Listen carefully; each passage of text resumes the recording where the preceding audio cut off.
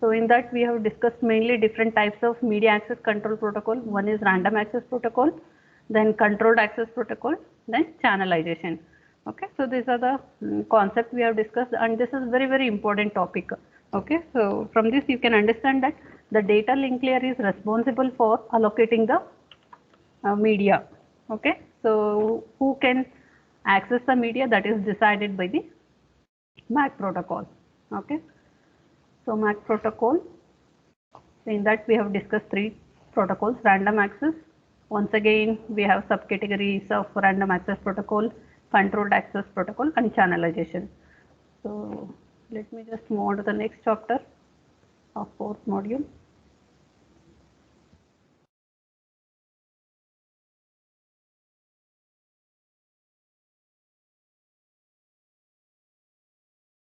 Understand the concept, so then only you will be able to remember.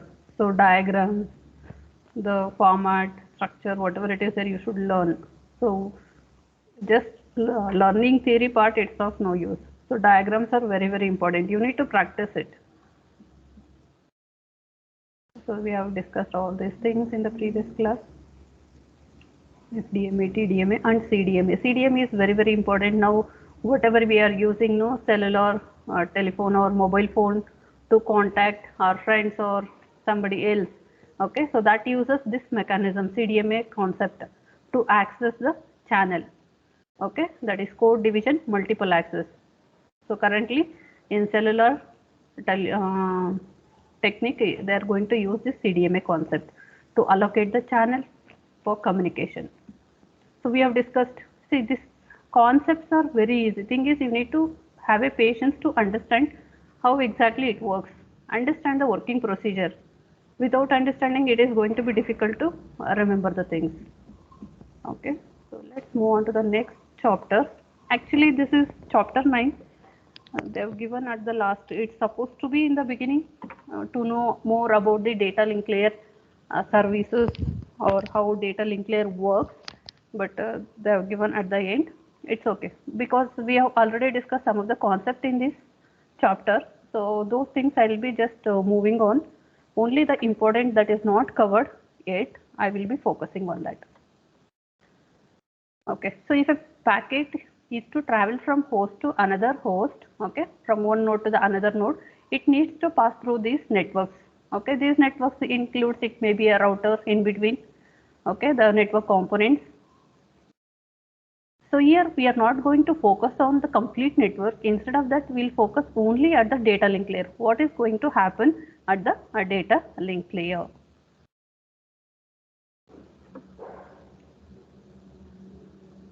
Okay, so what are the function or how exactly the data transmission is taken care at the data link layer? Communication at the data link layer is made up of 5 separate logical connections between data link layer in a path. So I have one example here. You can just focus on to this. Don't worry about this. Okay, no need to write in the exam. This is for understanding purpose. Okay, so this is the source. Okay, from these two, so that is Alice system. This is a host. Alice want to communicate with Bob. Okay, these are the like some common names that is used in the network to understand how exactly the communication works.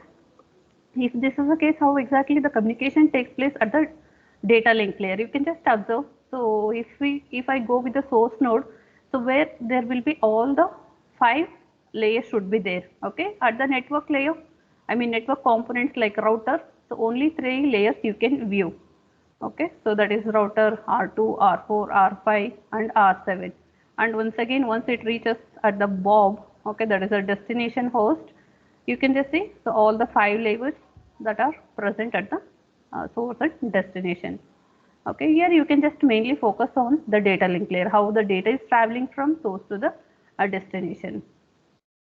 Okay, so when it comes to the real time, so all the layers, it is going to be involved in transferring the data. Okay, so here you can just see, once the data is sent from Alice to the next node, that is router R2. Okay, it is going to accept the frame. Okay, it is going to do decapsulation, that is whatever it is encapsulated at the source, it is going to decapsulate. What do you mean by encapsulate and decapsulate? We have already discussed no framing structure. What is frame? Okay, what are the different types of framing structure or the protocols we have used? So that is where you are going to add the flag in the beginning and end of the frame. Okay, so this is called as encapsulation. Within that you are going to encapsulate the data that is received from the network layer. So this process we call it as encapsulation.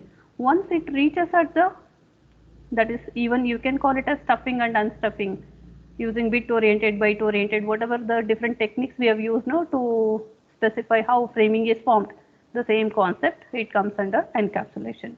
Okay, once it is reached at the destination, it should be decapsulated, that is unstuffing it is going to happen.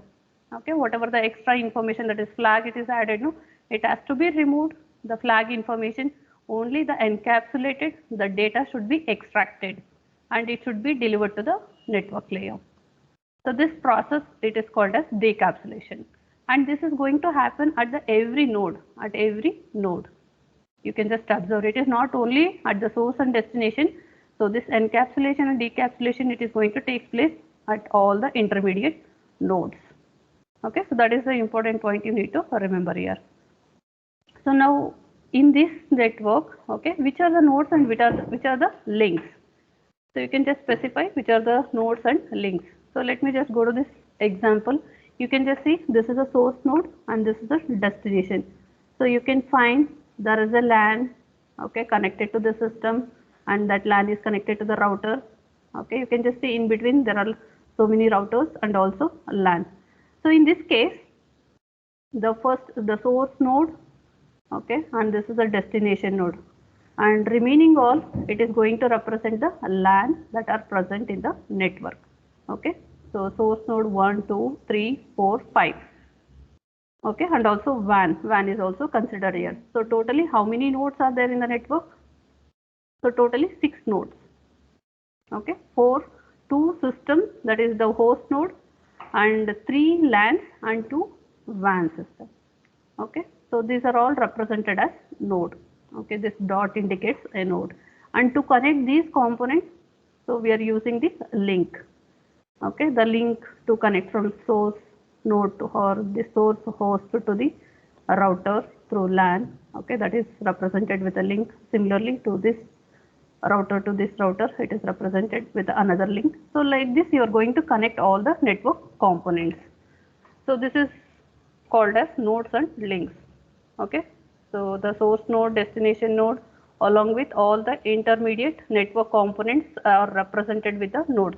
To connect these nodes, we are using links. Okay, so what are the services the network layer provides? You are already familiar, we have already discussed in the previous chapter, what are the services that is provided by the data link layer. Do you remember? Can you tell what are those services? So mainly you can just observe, I have listed. One is the first service provided by the data link layer is framing, then followed by flow control, error control, and congestion control. Okay, so the data link layer is located between a physical and network layer. So this is already basic thing you have already learned in the module 1. Data link layer provides service to the network layer, okay, and it receives service from the physical layer. So you can just write it here. This is data link layer. Okay, the above layer is network layer and below layer is physical layer. Okay, so always the data link layer receives service from the physical layer and provides service to the upper layer, that is to the network layer. So this is the basic concept we have already discussed in terms of the OSI model and TCP/IP protocol suite. So now other than this, what are the other services the data link layer provides? So you just recall, we have already discussed in the frame structure, that is framing, how framing is formed, whatever the data that is received from the network layer. Okay, so how it is encapsulated to form the frame structure, and also we have discussed different types of frame, what are the protocols used. Okay, so that comes under framing. I'm not going to repeat once again like how framing is formed, so you can just go back and check it. we have already discussed about the framing. So next,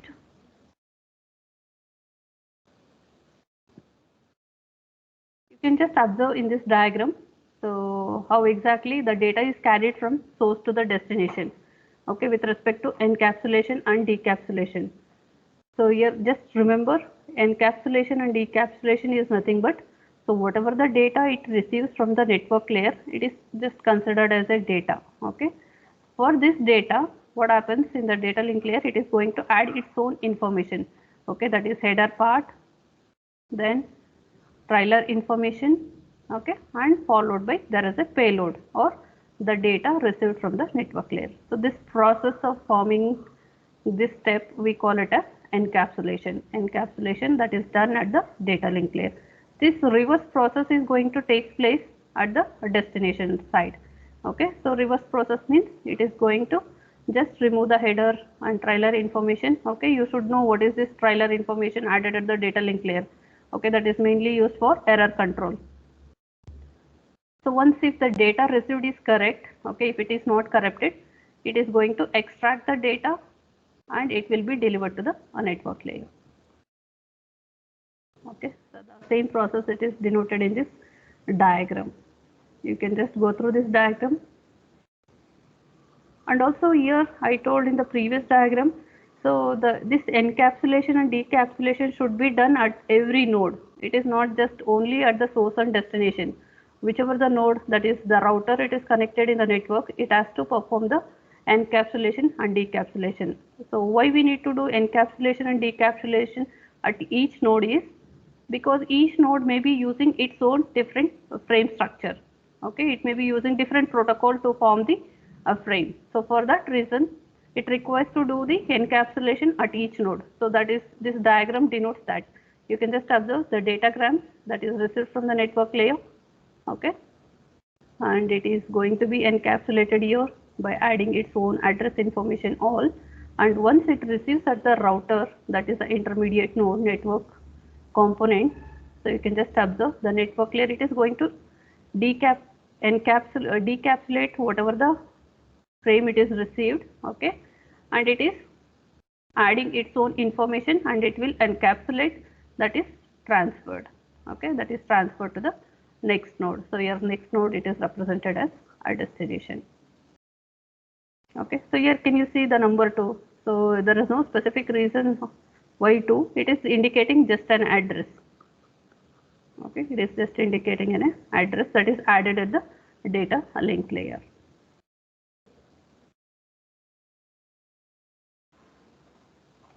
Okay, so this is about the framing. The first service provided by the data link layer is framing. The data link layer at each node needs to be encapsulated the datagram, okay, in a frame before sending to the next node. The node also need to decapsulate the datagram from the frame received on the logical channel. So although we have shown only the header of frame, we will see in future, that is what are the different details, how we have already discussed actually the byte oriented, bit oriented protocols to form the frame. Okay, so that you can just recall here. So next we'll move on to flow control. So this is another service provided by the data link layer. Okay, maybe many of you are already familiar with this term. So I have given one question, I gave one question in the second IA, okay, to differentiate what exactly the flow control and error control. Okay, we can just recall with an example of producer and consumer, and you can understand how flow control mechanism works. Okay, so I'll just skip this method. You can just go back and check it. So here you can just take the producer and consumer example. If the producer produces items that cannot be consumed and accumulation of the item that occurs. Okay, so very simple example to understand. So here just a producer and consumer. So producer is going to produce the item and it will be stored in a buffer. Consider it as a buffer, and it is going to be consumed by the consumer. Okay, so maybe the producer, if the items produced are too fast, and here we have a limited buffer size. So once it reaches, all the items are put in the buffer and buffer is full. In case if it is not consumed at the same speed by the consumer, what happens? If further items have come, so it is going to be dropped. Okay, it is going to be discarded because buffer is full. So once consumers start consuming, then there will be enough space so that the producer can, whatever the new item it is produced, so that can be stored into the buffer. Okay. So this is how the flow control mechanism is. You can understand, that is between the sender and a receiver. Okay. If sender is sending the data at faster rate and if receiver is not able to process that data at the same speed, even the buffer is also, if it is full, whatever the new data that is coming from the sender, so it will be dropped. Okay, it will be discarded. So in that case, we need a protocol to indicate to the sender, okay, slow down the sending of the data. Okay, accordingly the speed of sending the data can be reduced from the source node. Okay, so that is called as a flow control mechanism. So here, in case if buffer is full at the receiving side, so what are the two possible choices we can go for? If the first choice is to let the receiving data link layer drop the frame in case if buffer is full. Okay. The second choice is, so the receiving data link layer send the feedback to the sending data link layer to ask to stop or slow down. Okay. So we can go with any of these two methods in case if the sender is fast and receiver is slow.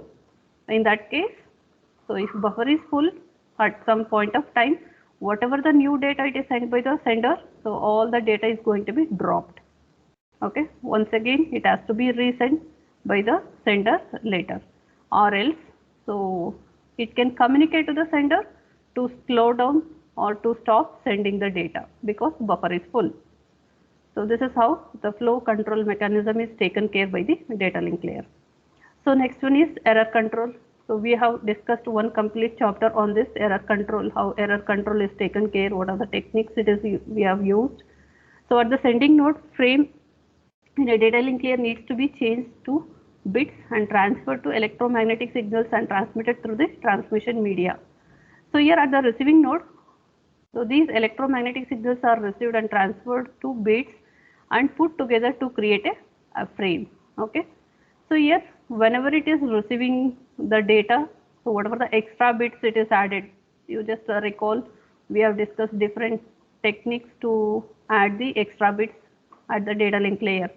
Okay, for error detection purpose. So example CRC.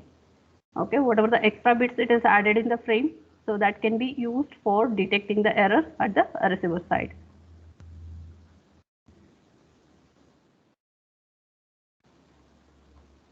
So next, congestion control. So here the link may be congested with frame. Okay, at some point of time. So if the number of frames it is sent in the network, if it is more at some point of time, it may lead to congestion.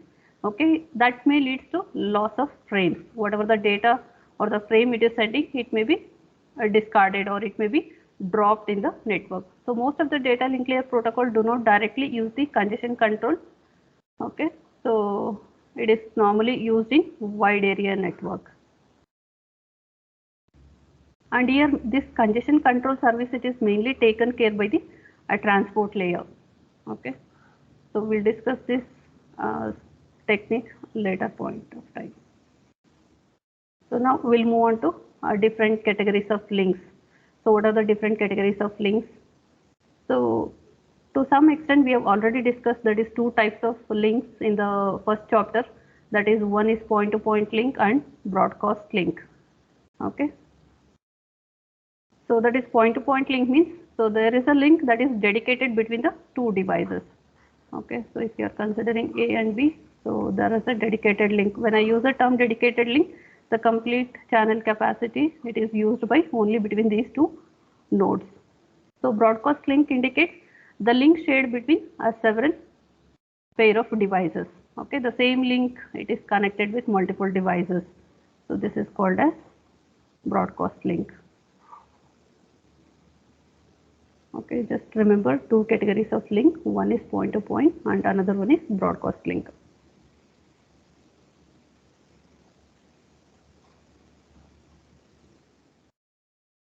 Okay, So the data link layer is divided into two sublayers.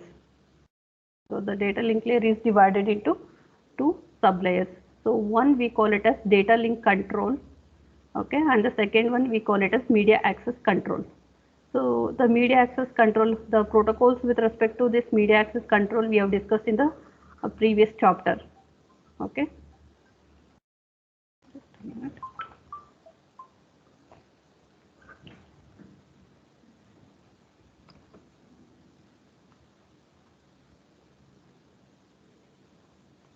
You can just observe the diagram. So this is the data link layer and this is divided into two sublayers. One is data link control sublayer and the second one we call it as media access control sublayer.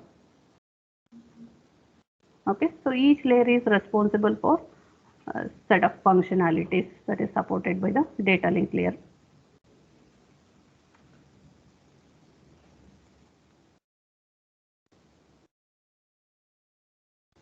Okay, so next we'll move on to link layer addressing. So how to specify the addresses with respect to the link. So it can be categorized into different types. So in case of connectionless network, the link layer addresses of two nodes. So example, if the link address is sometimes called link address or it may be called as MAC address or a physical address. Okay, whatever the address we are going to specify at the data link layer, we can use any of these terms to represent the address. Okay, either I can use the term link address, physical address or MAC address. Okay, this is the address used at the link layer or data link. Okay, so you can just observe this diagram carefully. So this diagram shows the representation of data link layer address, okay, link layer address and also the IP address. Just understand carefully, don't look into in detail, just observe what I am explaining. So this is source node, okay, and this is the destination. So if the source node want to send the data to the destination, how exactly the addressing is represented? Okay, so just look onto that. So now you can come to this point. So where the source node form the frame, okay, we already know that when it is forming the frame, where it requires the source and destination addresses. So here this frame contains even IP address and also the link layer address. So what are the IP address? In this diagram, IP addresses are represented with, we'll discuss more information on IP address in the next class. So here for this diagram, just understand the IP addresses are represented with N1, okay, for source node, and for this router it is identified with N2, okay, this is N7, and the destination IP address is N8, okay. I will be just focusing on to N7 and N8, okay. So those are all IP addresses. For each of the node, whatever you get in the network, it should be assigned with a unique IP address. After that, you can just see here, there is a link address.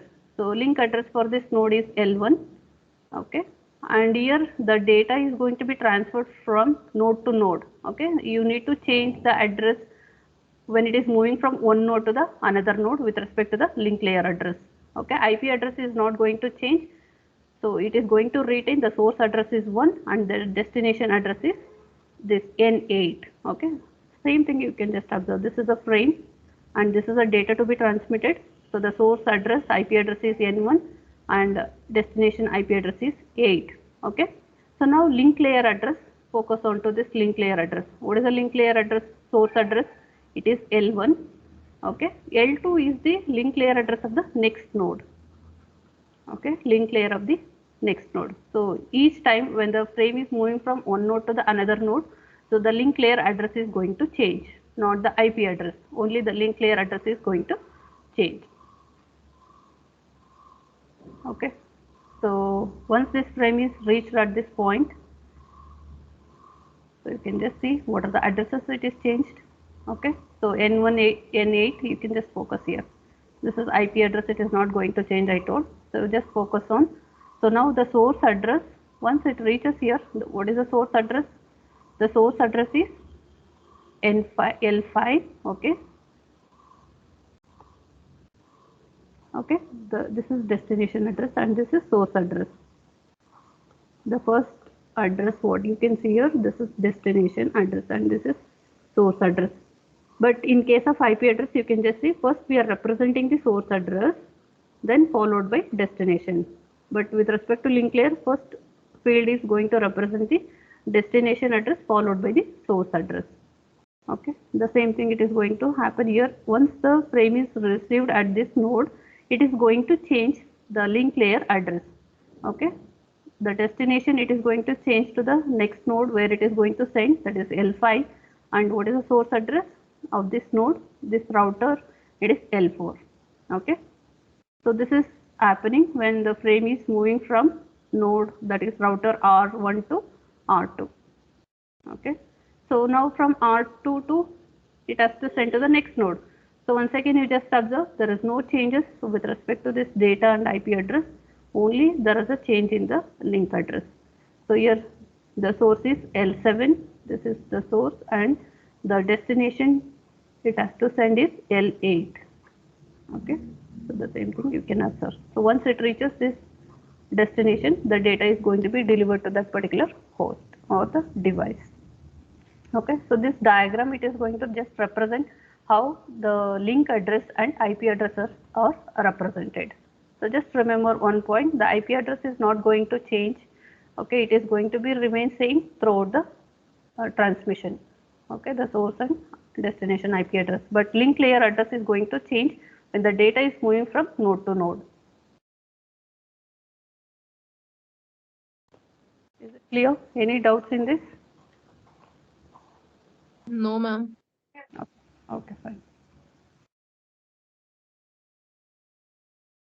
Okay, so next we'll move on to three types of addresses. So here link layer protocols define three types of addresses. One is unicast, then second one is multicast and broadcast. Okay, so the name itself tells unicast means you are going to transmit the data to a specified device. Okay, so that is using unicast. Multicast indicates so you can transmit the data to set of devices. Okay, set of devices. So broadcast indicates to all the devices that are connected in the network. So how to represent the address here? So each host or each interface of router is assigned a unicast address. So unicasting means one-to-one communication. Okay, so one-to-one communication is nothing but unicasting address.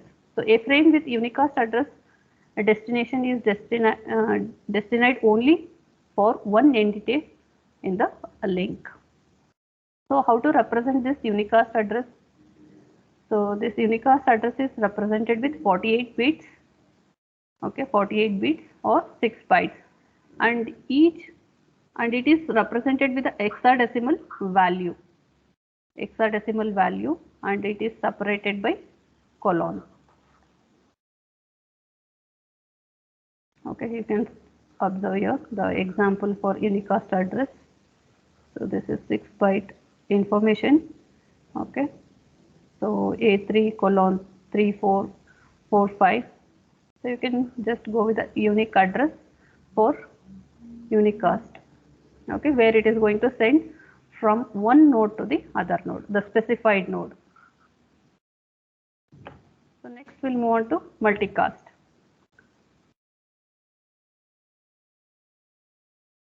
Okay, so what I told multicast means one to many. Okay, so from one node to many destination you can send the data. So for that we can go for multicast addressing.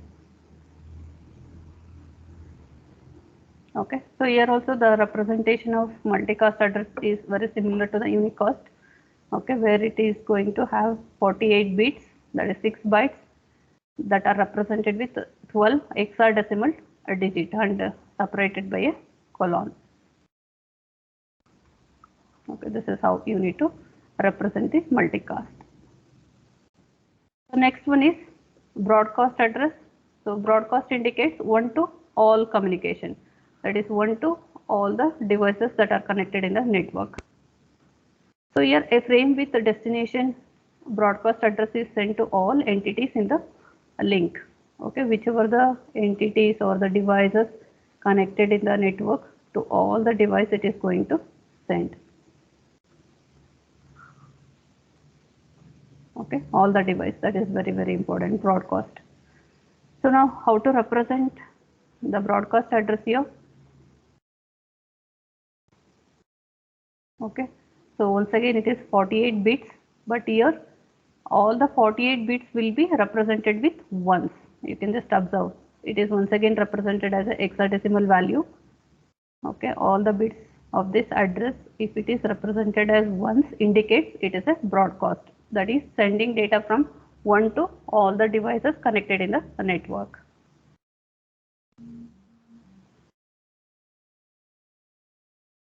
Okay, so any queries?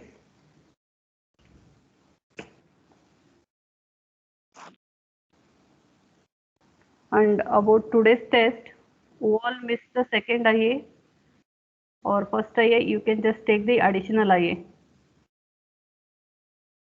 Okay, it is going to start at 3 p.m. So you all are going to take the first IA or second IA, you just